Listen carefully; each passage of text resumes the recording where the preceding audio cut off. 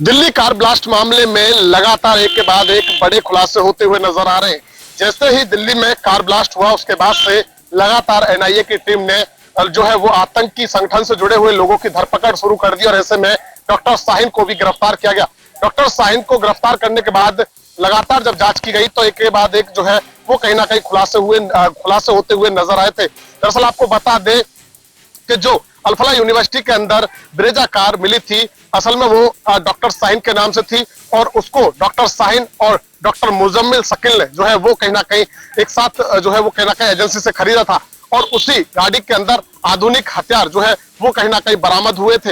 हालांकि बाद में एनआईए की टीम जो है वो डॉक्टर शाहीन को लेकर अल-फलाह यूनिवर्सिटी पहुंची, जहां पर अल-फलाह यूनिवर्सिटी की जब जांच पड़ताल की गई और जो सीक्रेट लॉकर था उसको जब खोला गया तो वहां से भी 18.5 लाख रुपए कैश बरामद हुए। इसके अलावा 2 सोने के बिस्किट्स वगैरह और लगभग जो है वो कई देशों की जो है वो करेंसी जो है वो कहीं ना कहीं मौके से बरामद हुई थी। तो ऐसे में लगातार एनआईए की जो जांच का दायरा है वो कहीं ना कहीं बढ़ता जा रहा है और आतंकियों पर जो है वो शिकंजा कसता हुआ नजर आ रहा है।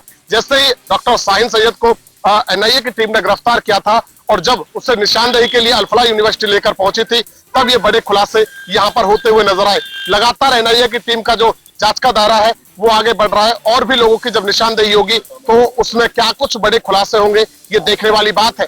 फरीदाबाद से जनता टीवी के लिए मुकेश राजपूत। चक्रवात दितवा के कारण श्रीलंका में भारी तबाही मच गई है। इस दौरान दुनिया भर के बहुत सारे देश श्रीलंका की मदद के लिए अपना हाथ आगे बढ़ा रहे हैं। वहीं भारत ने भी श्रीलंका के लिए मदद सामग्री भेजी है, तो वहीं पाकिस्तान के विमान भी श्रीलंका में मानवीय सहायता लेकर पहुंचे हैं। खास बात यह है कि पाकिस्तान के ये विमान भारतीय एयर स्पेस से होकर गए हैं।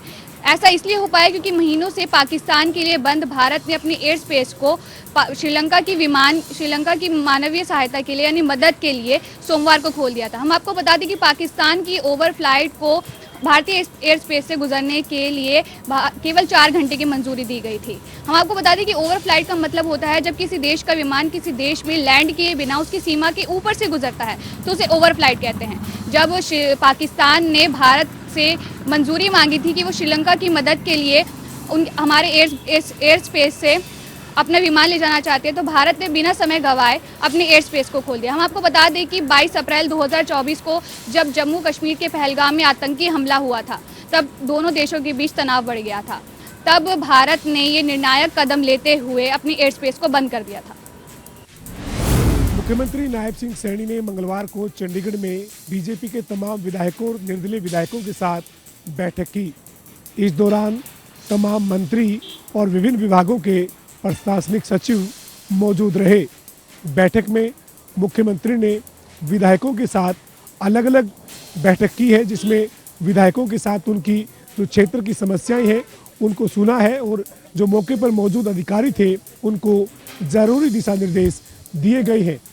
इस दौरान मुख्यमंत्री ने विभिन्न क्षेत्र में जो विकास की परियोजनाएं चल रही है उनको लेकर जब विधायकों से फीडबैक लिया है, वहीं अधिकारियों को मौके पर ही उन तमाम परियोजनाओं को पूरा करने के निर्देश दिए हैं।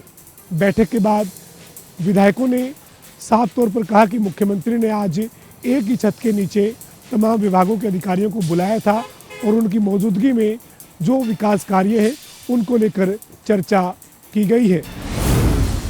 संसद के शीतकालीन सत्र का आज दूसरा दिन है। दूसरे दिन भी लगातार हंगामेदार स्थिति बनी हुई है।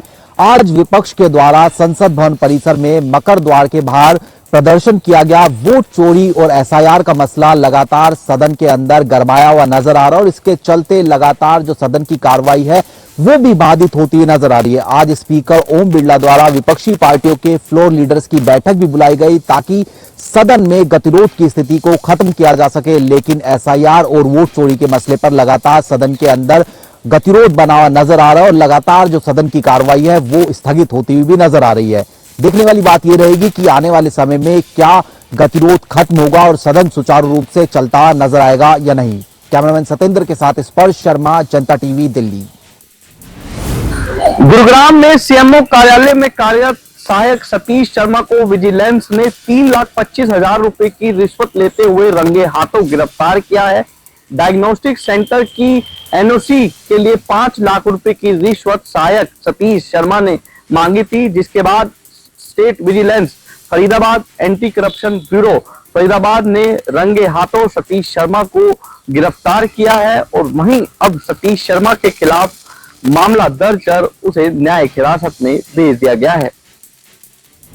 बीती देर शाम नंगल चौधरी के गांव नारायणी में नेशनल हाईवे 148 बी पर बने होटल में जो बदमाशों ने तांडव किया, होटल में तोड़फोड़ कर लाखों रुपए का नुकसान किया, साथ ही पार्किंग में खड़ी हुई गाड़ियों को भी डैमेज कर दिया गया। होटल मालिक द्वारा डायल 112 को बुलाया गया और स्थानीय पुलिस भी मौके पर पहुंची।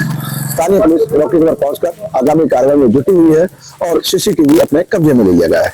हालांकि अभी तक 12 घंटे से ज्यादा समय का बीत चुका है, लेकिन अभी तक कोई भी गिरफ्तारी नहीं है। पीड़ित जो है वो सदमे में है, डर में है और देर शाम हुई इस घटना से क्षेत्र में भी अशांति का माहौल बना हुआ है।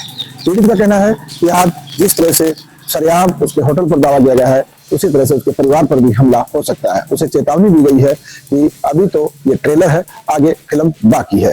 फिलहाल जो पीड़ित परिवार तो सदमे में है और बच्चों को स्कूल तक भेजने के लिए डर रहा है। बहरहाल जो भी हो, देखना यही होगा कि पुलिस आरोपियों को कब तक गिरफ्तार करती है। चौधरी रामपाल फौजी, जनता टीवी।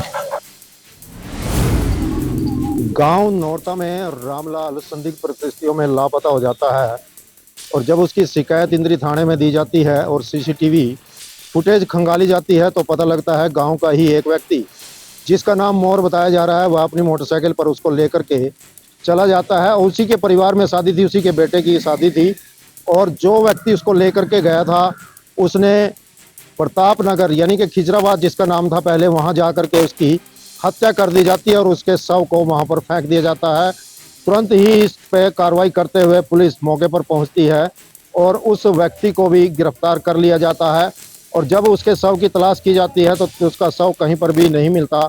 इसको लेकर के भी आज इंद्री के थाने में परिजनों ने हंगामा किया कि पुलिस कार्रवाई नहीं कर रही है, जबकि पुलिस का कहना है कि वह कार्रवाई कर रही है और जल्दी ही उसकी डेड बॉडी को भी तलाश लिया जाएगा। पुलिस अपनी कार्रवाई में जुटी है, लेकिन परिवार वालों का आरोप है कि पुलिस जानबूझकर इस मामले में ढिलाई बरत रही है। यदि पुलिस इस कार्रवाई नहीं करेगी तो वह रोड भी जाम करेंगे, ऐसा परिजनों का कहना है। इंद्री से जनता टीवी के लिए विजय काम्बोज। दक्षिण हरियाणा के अंदर अब ठंड बढ़ने लगी है। हालांकि मौसम विभाग का कहना है कि न्यूनतम तापमान 9.5 टेम्परेचर जो है वो बढ़ा है, जिसके कारण गर्मी जो है वो बढ़ती जा रही है। मौसम विभाग के भिवानी के इस प्रकार से देवीलाल जी जो अधिकारी है, उनका कहना है कि अभी फिलहाल बारिश की संभावना नहीं है, इसलिए किसानों को चाहिए कि वो हल्की हल्की सिंचाई जो है वो करते रहें, क्योंकि उनकी फसल जो है काफ़ी इम्पोर्टेंट समय जो है हो जाता है, क्योंकि सरसों की जो बिजाई है वो की हुई है और सरसों की बिजाई हुए भी 40 दिन हुए हैं, इसलिए पानी जो है उसको चाहिए होता है, इसलिए हल्की सिंचाई वो कर सकते हैं। जनता टीवी के लिए भिवानी से दीपक मुठेजा।